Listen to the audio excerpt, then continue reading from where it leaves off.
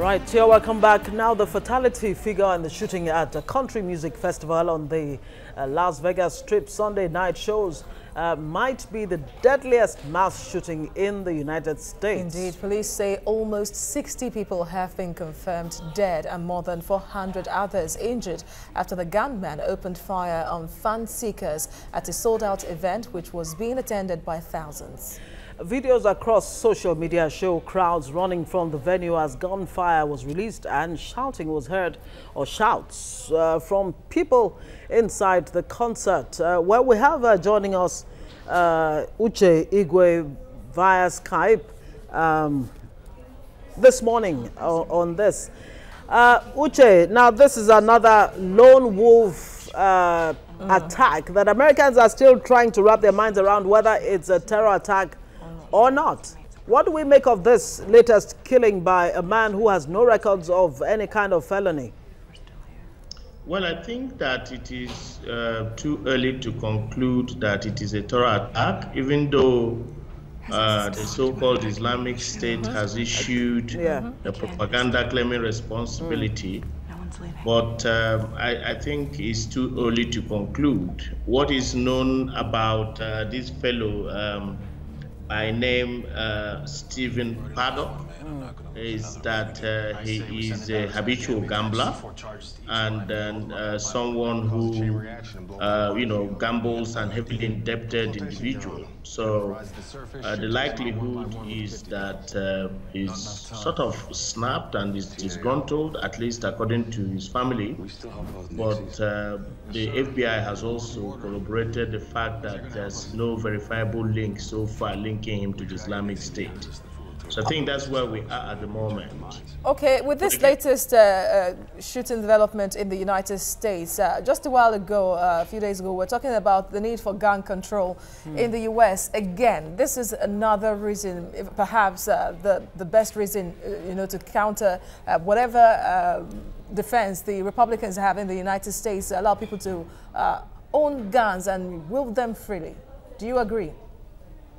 Well, I think that I did say this in one of the shows, that it is important to begin to have a second look at, the level of gun violence in the United States. Imagine the statistics, and I looked at it a couple of hours ago, about 300 million Americans own guns. And, a situation wherein it is easier to buy a candy in a shop. I mean, that is easier to buy a gun in a shop than to buy a candy, It is something that is worth giving attention to. And I can give you the statistics. In 2017 alone, and that is from January to October, there has been 47,675 gun incidents, according to a Gun Violence Archive website. And out of these, there's been 11,680 deaths and 23,609 people injured. And out of these, there are about 273 mass shooting incidences.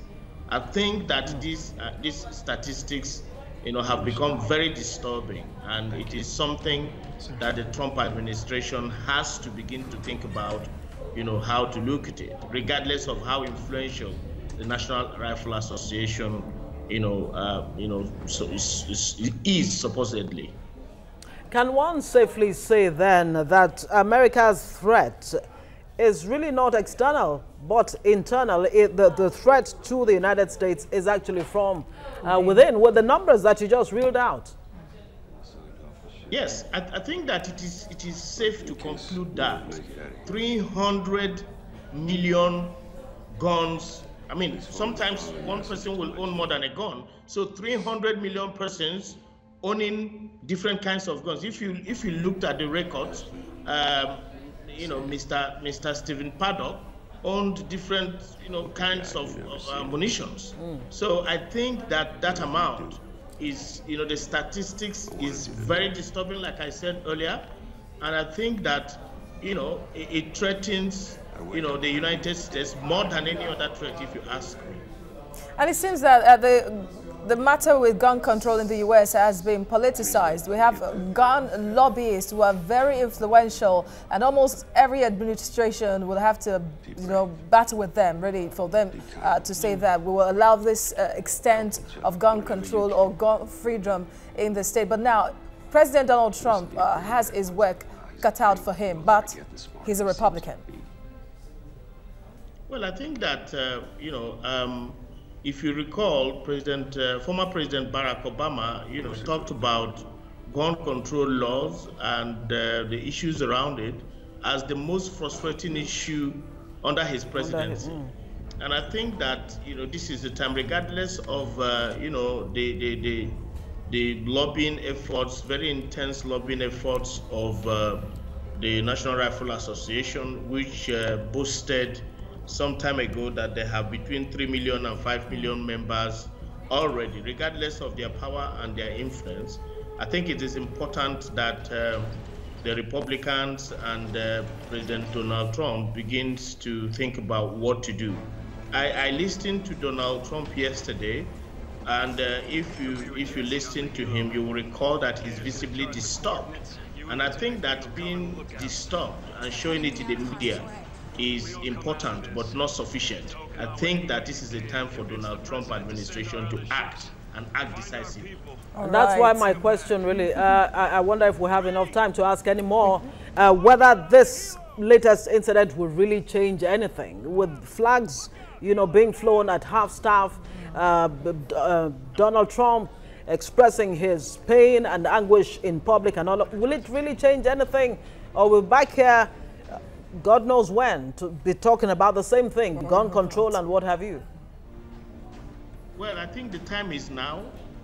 Looking at the statistics I gave you earlier, 46,675 gun incidents in 2017 alone, resulting to 11,680 deaths.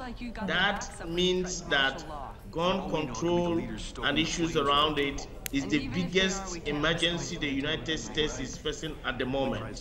And I think this is a time for Trump administration to act.